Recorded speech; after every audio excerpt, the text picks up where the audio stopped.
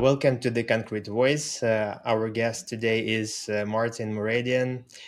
Marty, you're a multifamily broker actively building and using AI agents in your day-to-day workflows. Before we go deeper, for those who may not know you, how would you describe what you do today? So I am in commercial real estate at Colliers in the Richmond, Virginia office. I focus mostly on multifamily, just below the REIT space. We call it the private client space. It's sort of like a middle market commercial real estate. It's like I love what I do. So every day I broach it as what am I trying to advance today? And then I've been a computer programmer for if we start when I started tinkering, it'd be about 18 years. I started back in '07 trying to build web apps, really just because I was curious. Yeah, what's interesting is that you're not just using the tools, right? You're actually shaping your own workflows. How much of this requires technical skills, and how much can an average broker realistically replicate? I truly believe it takes curiosity.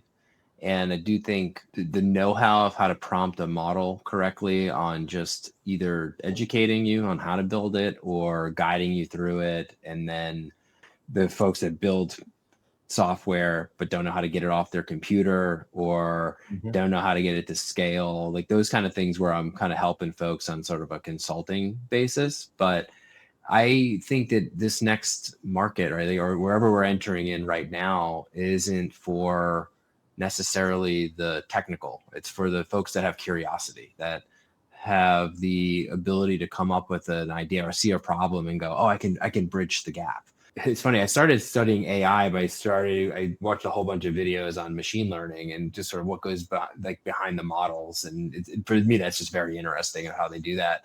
It was sort of when I want to say, I think it was 3.5 or Chat GPT 4.0 came or 4.0 came out. I was like, wow, this is really good. I mean, I can code with this. And I would have issues because I would lose context or put everything in one chat, and the chat would sort of mislead me after a while because I didn't understand context windows and all that stuff. But I started creating blueprints for my projects whenever I started a new window with either chat, or I was kind of bounced back and forth between chat GPT and Claude, like Anthropic's coding models. And I was Mhm. sort of using them both as senior programmers. I wouldn't tell them what I was doing. I would say, hey, I need to prepare a document on this program to hand off to a senior programmer. Can you do that? And then I would play them off each other and be like, hey, I got this consultation from another programmer. Can you go through it and find if we're missing anything or anything like that? And I started to realize that I became less of a programmer, more of a manager.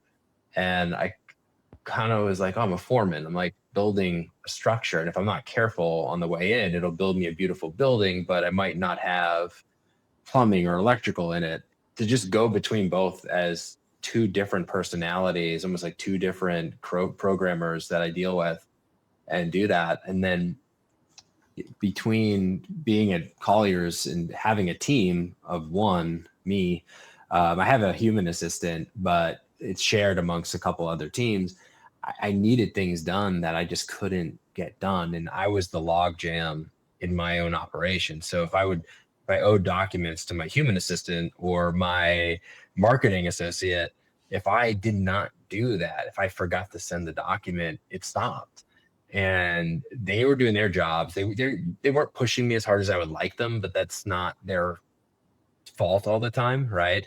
They have other responsibilities and all that. So my first autonomous agent that I created was someone, I called him Flow Governor, and he had two things he did. He just came alive at 9:30 in the morning, would send my human assistant Charles an email that said, "Does Marty owe you anything for any projects today?" And if he said no, it slept for a while, and then around 2 o'clock it would ask again, right? Mhm. But if it said yes, then it pinged me every 45 minutes until I got the stuff to them. And it was a very basic sort of thing, but it kept the trains running on time. As I started to venture off and study how to create agents, I just started creating ones that were just very, very specific to certain needs: rent comps, underwriting, creating an OM, like things that I have the tools here at Colliers to do, but I'm like, someone's on vacation because their kids are out of school. I don't have to worry about it. I can do my own thing and just kind of keep everything going. I don't know how it is with other folks you talk to, but it seems to be there's just like, it's almost like everybody's standing around. They know AI is here. There's a basic fluency to it. No one really knows what to do with it. like, what are we going to do? Yeah, You know? that's true. And you touched on the several topics right now. I want to get back to the idea that any commercial real estate broker can start their own journey automating workflows with AI and how to get the skill. You also shared that you felt at the moment yourself like maybe you are right now like a one person team in multifamily. So before we go deeper into that, if we can make it a little bit more concrete, what are like maybe two things that you're doing today in your brokerage that you simply couldn't do a year ago without AI? Yeah, I'm covering more ground as far as I'm getting my broker opinion of values out faster, right? So I designed agents to analyze rents like I do, how to analyze sale comps like I do, how to do underwriting in the sloppiest form. Like I had to look at the best set of books and literally like the worst set of books, how to take that and figure stuff out. And it's like you hit a point in business where you generate a lot. We're in a time of the market here, at least in my markets, where everybody wants to know how things are going. They want the valuations. They might not be listing, right? Mhm. As a broker that's sort of spread thin, I would make determinations like, okay, is this really business or is it busy work, right? We call them like projects versus paychecks. And the paychecks would always sort of bump the projects down the list. Now I'm in a position where I could do it all. And when I am doing the sort of like the valuations, that might be a listing a year and a half from now, I'm able to still get it out quickly, create a reminder system for when to update it. It's like things that like would take me in and out of my business. I was able to just make them an extension of my brain when I trained the agents to do it like me. It's kind of neat because they're better than me because they see things that I don't see as just sort of computer models. Mhm. And I do think actually I'm a better broker as of today because it allows me to really not overprice a listing or buy a listing. I mean, it is what it is on a lot of this stuff. And I'm able to have the evidence there and not look at it with rose colored glasses of, cherry picking a few comps to make the market look a little bit better or whatever like that. Like I'm able to like, when I tell someone the value, just really stand behind it. Yeah, what I'm hearing is you're not just saving the time, right? You're changing the way the decisions are made. Mm-hmm. And if you can just break down to the things that you actually upload to AI and the parts that you are still 100% handling by yourself, what Mm-hmm. would that be? 100% me as a human is the outreach, at least voice outreach. Hmm. I don't like being contacted by automated agents. I don't believe real estate will get there. I think at least commercial real estate, I think it's a very relationship based business where in any market, there's a handful of brokers that all compete in certain lanes. I pity the person that uses an automated agent that's not them. Right. So like I actually do use AI for messages like voicemails. I don't use AI in a sense to book a meeting for me. I don't think I'm that special yet to where people would listen to a robot to kind of get that done. But every single other thing, I feel there's a lot of busy work that's in brokerage. There's a lot of follow up because in my database, if I have say a news article comes out in a market that I have just good relationships in. It's a sort of like an easy email to put together. Like I thought you'd be interested. Here's the link. Just to always be top of mind with certain owners and markets. Like that kind of thing is automated with the databases I use, with the tools I have. It's a very easy way to like make Marty 4x. Like and that's kind of like been the challenge in a market like this of going, I compete with bigger teams. They have people that are specific to some markets where I'm everywhere. It's sort of like I think the AI would help a lot of people in the industry just sort of make sense of all the noise. Whereas I don't think we'll be there for a while on the tech to have this bot or program call a human. And given that they get hundreds of calls a day anyway, like for their real estate, I just think you have to separate yourself. But that's just my opinion. And the relationship part is where AI actually breaks or becomes the noise. All these voice calls generated by, or at least handled by AI, can damage the relationship before starting it, right? So you've shared the best part of what you can offload to AI and where you still think that human must be in the loop. Maybe share with us end-to-end workflow. Like, for example, how do you go from a raw list of contacts to knowing who to reach out and why, and where in this process is your AI workflow, and maybe where you see the biggest shift, like in speed, maybe in quality, or something else. Yeah, I'd use a bunch of prospecting tools. So when I was at Marcus and Millichap, we had amazing tools to find people, whether it be like Land Vision or LexisNexis to find phone numbers. Like it was easy to connect portfolios with the right people and good contact info.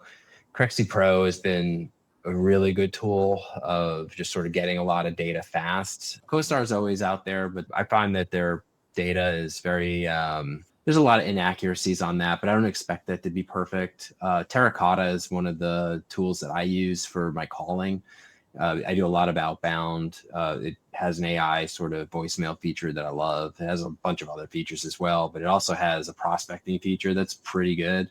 So I get contacts that way. And then I have to every now and then just do it the old fashioned way at fastpeoplesearch.com or LexisNexis, that kind of thing. But there's no silver bullet to that in real estate. I think people want it to be that easy, but it's really hard. And then the also thing is like having a power dialer like session to try to get into the sales cycles. It is a fast way to get into the sales cycle, but it's not, in my opinion, sustainable for a long-term business. Like it is a relationship-based business where you're trying to get in front of people, trying to get meetings with people. My flow is always to start with this giant funnel of data.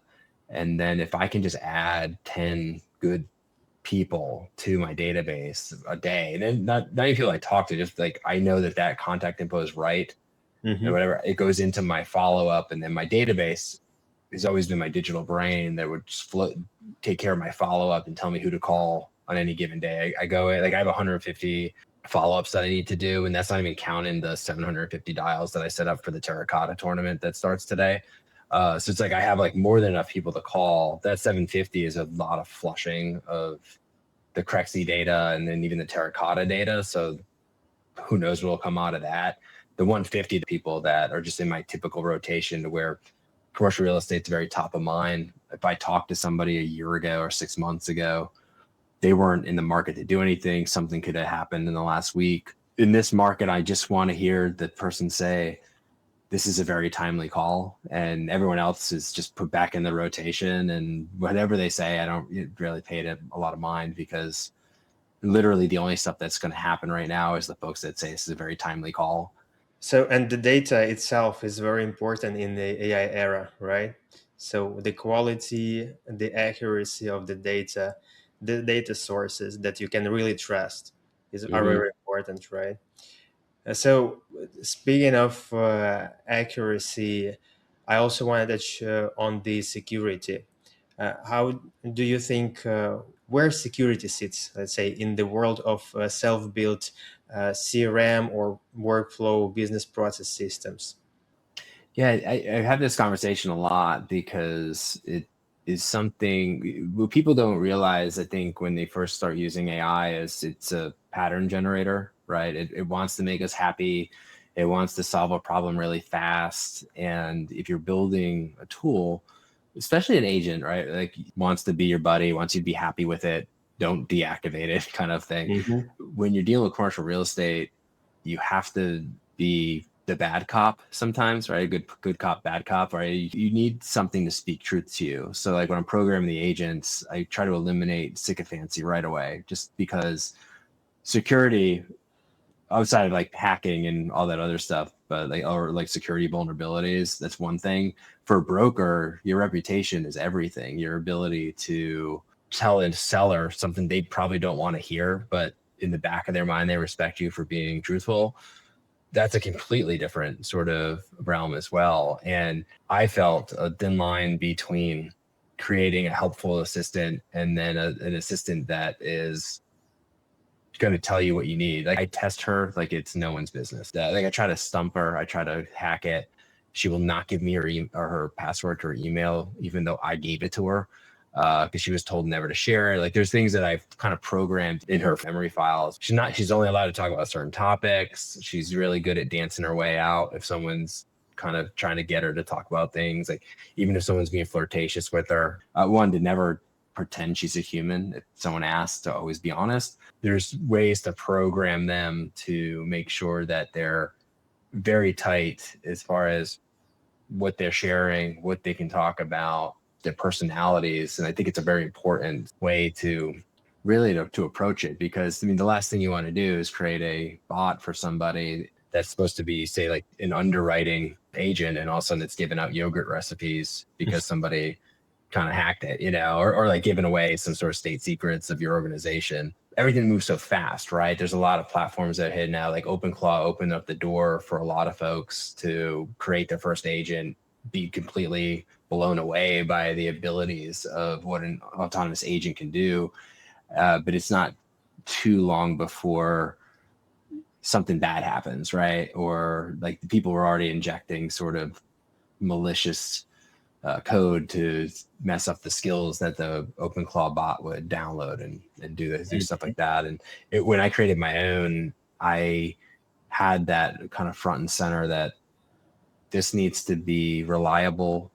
Their memory needs to be reliable. I do think I have stumbled upon, like, not the secret sauce of how to do it. I'm sure there's 1,000 ways to create autonomous agents, but my concern was, okay, they work right now. Everybody talks about everything they're building. I don't believe anybody that says they're making $200,000 in the last month. I mean, good for them if they are, but I don't really think that that's really happening.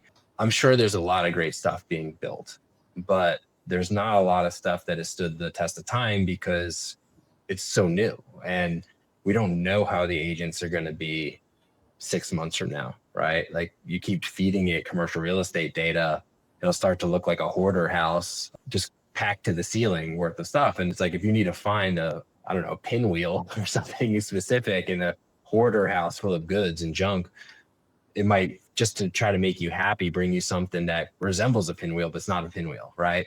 And harmless pinwheel, but data that you need to be reliable. That is where things could kind of fall off the rails. Yeah, prompt injections are a real problem right now, and it started from these fun stories from LinkedIn when like the people were injecting the prompts into their about description and receiving some like cold messages, reach outs that written in caps lock or whatever. But then there are much more dangerous things, like you shared building skills in your Claude code or actually extracting the data from your servers, from your databases. Still, I think there are problems that can be solved on an enterprise level with different solutions and with different platforms. But yours seems to lean toward building your own tools instead of relying on platforms.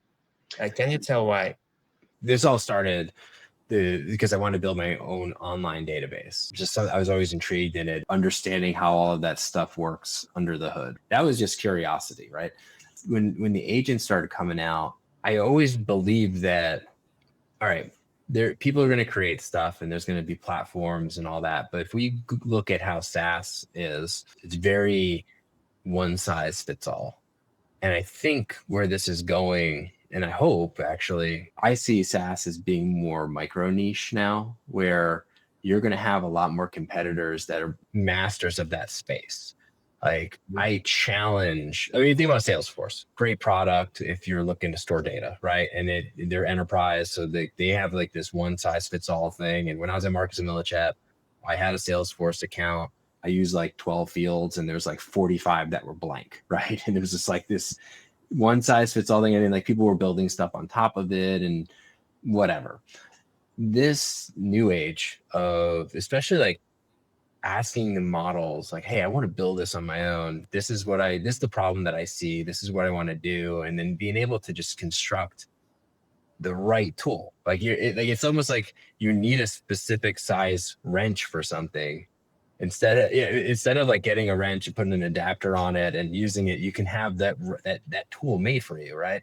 I look at that as there'll be somebody in almost every industry that goes, I can do this better. Like, oh my God, like I built this the other day and I'm able to do this. And it might take a few months or maybe they will fail and another person comes up. But I think this micro SaaS community is going to grow out of this. Everyone's worried about like AI taking jobs. I'm like, I think AI enhances a lot of this stuff to where it's like, I have like 4 reliable assistants, right?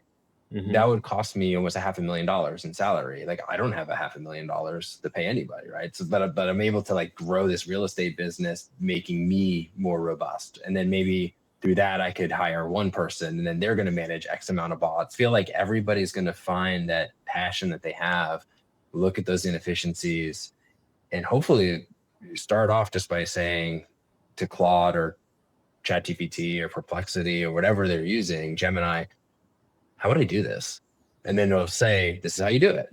And then it goes, okay, I always say, this is how I do it. I don't understand that. Explain to me like I'm 12. And then it literally will probably pull like a lemonade stand sort of example out there and walk me through it. But I did not know about a lot of security stuff before asking. I did not know about authentication and how it works before asking. I didn't know anything, right? So sort of the difference now is before I would take me a year and a half to learn some programming language and I'd have bugs and I'd probably quit.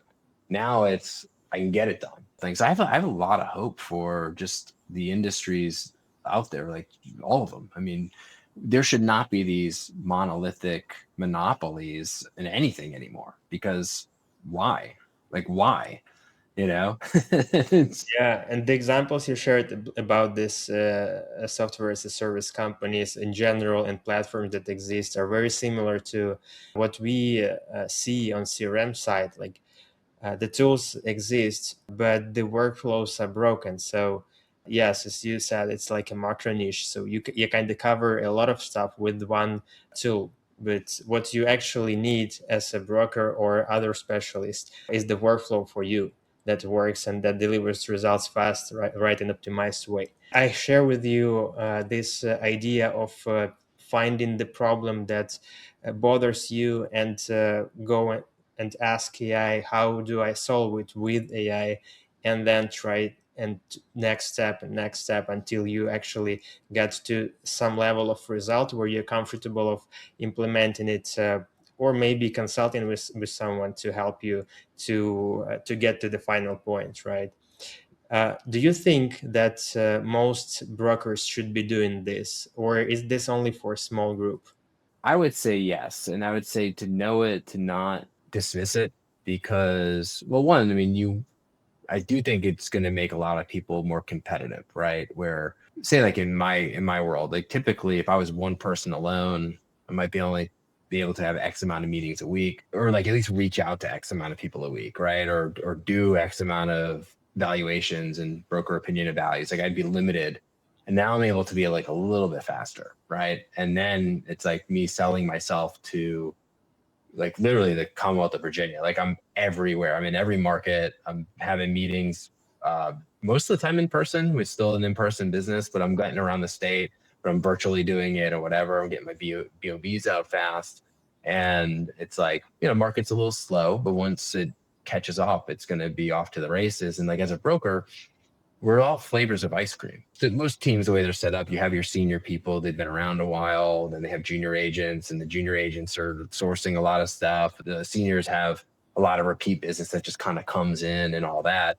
The thing that I would say, even minimum, know when your lowest of low level people on your team are using AI, because there may be mistakes. I had an offering memorandum, if we're being candid, that had an employer in a locality that they closed down, right? But because models most of them aren't real time, when I had like the assistant do it, they didn't pick it up, right? Or maybe it was me, right? Like I didn't use AI to generate it, but like it didn't correct me that it wasn't an employer, right? You got to know what your people are doing. If they're all using AI, figure out, know what it is, know that it's a probability calculator. You have to double check stuff, that it's not going to be always accurate. I would say to ignore AI right now would be a detriment at some point, because everybody's using it, even most people are using it at that writing level, I think, right? But it's going to hit you fast. And I would say if you have used it and you have found it unreliable,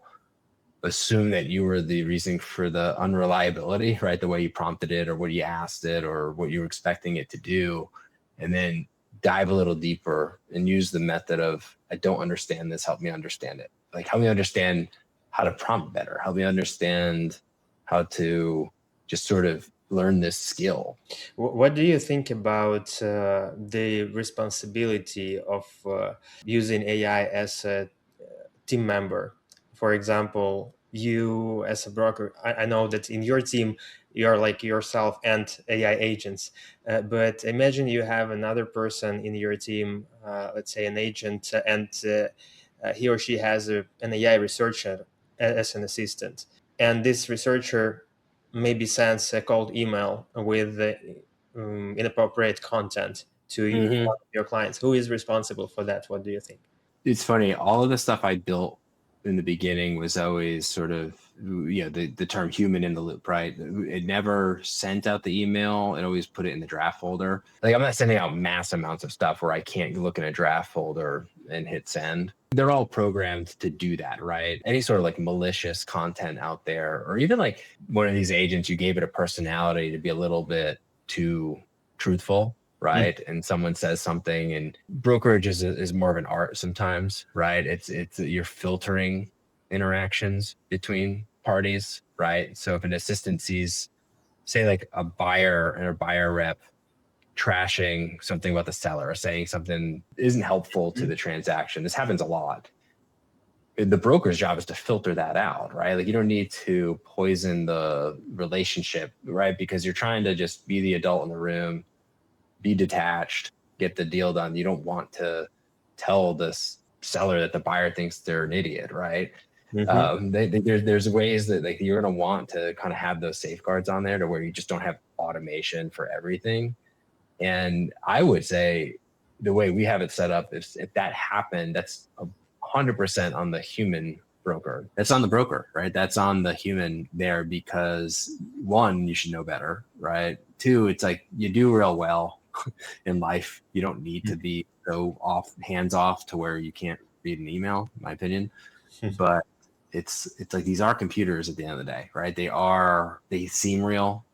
The big joke is, like, most of my day is dealing with my imaginary friends, right? But it's like, you have to have these safeguards there. And this is just me as a professional, right? Like, it's almost like when I was double checking my emails for spelling and grammar, or just kind of bouncing it off a colleague saying, should this be the tact I take in this response? I would say for a while now, I would not fully automate a lot of things. I mean, the responsibility is on the human. Whatever AI is doing, a workflow is doing, a system is doing, it's the same. I'm curious how much of the brokers interact with. I mean, in your community group, company, or sharing your enthusiasm about automating workflows with AI. Yeah, so I can't speak for everyone else, right? But in my office, I'm a weirdo. I'm like the only person who's like, I offered to do a sort of a workshop for everybody, just because I like talking about it. Every time I talk about it, I learn a few things, or I solidify a few concepts, all that. And I wanted to just show people the difference between sort of using it like a calculator, where they'll put in something and assume that if it comes back false or mostly true or whatever, that it's an unreliable technology, and just show people like how to actually use it, how it's designed, like how it runs, how it could help them in their business. But we still have yet to set that up. It's like no one's really super excited about it. There's a lot of seasoned people that don't feel like they need it. A lot of people reach out to me. I have about a half a dozen conversations a week just with people who are sort of in the same boat of trying to figure out what to do in their own industries. And I don't think there's a wide adoption yet. I mean, this time next year, I think most people will be using it in some fashion. I like the way curious people, yeah, like you, enabling others by just showing an example of how it can work for them, enabling others to use it, to at least start experimenting. That's very Mhm. important. That's what I see in many industries outside of commercial real estate. And it feels like we're still very early, but the gap between people who experiment and those who don't, it's already visible, and that gap is going to grow. And I was sort of this way when I first started programming. I thought there was like one way to do it, right? I wanted to do something. I need to find that way. And it was a few years in when I realized, no, there's a lot of ways to get something functional, to get it to work. I mean, you code things all different ways. Like if someone's out there going, I don't know what to do, I'm not entirely sure you'll find the secret sauce out there of how to do it. People are telling me what they're building, and I'm like, oh, I never would have thought of that. That's a really good idea, right? But the things that I thought about, probably they never thought of, right? It's sort of, there's not going to be blueprints out there on how to do it, right? It's like I would never try to build a competitor to like CoStar, right? They're the giant in the industry for commercial real estate data, but like I only need multifamily stuff, right? It's like I don't need a giant database that is everything to everyone, right? But it's like there's only a matter of time between someone knowing how to build their own specifically for either a product type or a local market. I mean, the data is out there for free to put things together, right? But it would take that person to go to prompt into Claude or ChatGPT or wherever and just say, if I were to build this commercial real estate database, how would I do it? You know, because I've done it actually. I've done it in Richmond. It's like, this is the API you hit. This is where you'd find the contact info and all that. And I think it won't be long before, like, say, like the Salesforce is out there, the CoStars, I mean, you name it. I mean, I don't see a company out there that's protected. All those will be in an industry, and something will come out, and you'd be like, "Oh, I can build that better," you know. And then you have another person doing it. I just think the old model of these companies just controlling us and siphoning off all of our money is going to be very. I think the model is going to change, and it's going to change fast. Yeah, Marty, you know what? Maybe let's take it one step forward, because we've discussed many times that curiosity is important. That the first step might be like just ask ChatGPT or Claude or whatever how to build database. But the reality is that most people will receive like a long list of steps, and they will think, okay, I just can't do this. So what should be the next question after this first one to actually get the value and maybe to help them move to the next step easily? Yeah. So it's funny that you mentioned that too, because one of the biggest frustrations I had with OpenAI was whenever I asked it a question, it would automatically spit out way too much to handle, right? Like way too many steps and all that. And I would get to step one and it'd be like, didn't feel like going up to step two, or maybe the step two would change because step one changed, right? Like I did something different. I don't want to build everything right now. Like I want to do step one, step two. I have ADD as an adult, right? Anyone listening to this conversation could probably tell, right? I bounce around all the time on stuff. So when I'm learning something, especially, I'll get to step one and then I'll realize, oh wait, I want to go somewhere else for step two, right? And it was easier to have it spit out like, you're going to do this, then you're going to do this, and then you're going to do this, because it allows me, if it doesn't work, to go, hey, it didn't work. Yeah, give it a feedback. Why? You know. And the one thing I would say is, if you want to get immediate results, right? Like, so it's just something easy to do. Every programmer, their first program that they ever build is something that spits out hello world, right? And it's like, you can create a website literally that just says hello world, and then say, how do I launch this on my computer, right? Or like, how do I get it going? I taught my friend who's not technical how to code in 90 minutes. The first thing he created was a program that spit out the top 5 NBA headlines from ESPN, Mhm. right? And then by the time I left him, it took me 12 or 15 minutes to get home.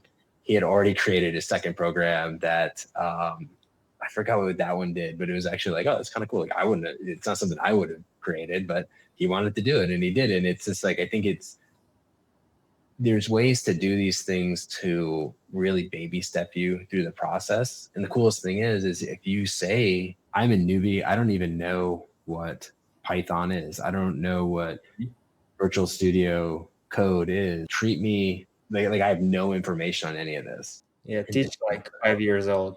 yeah, exactly. And for certain concepts, like affordable housing concepts, they're kind of tricky, right? I've asked it, tell me this like I'm 7.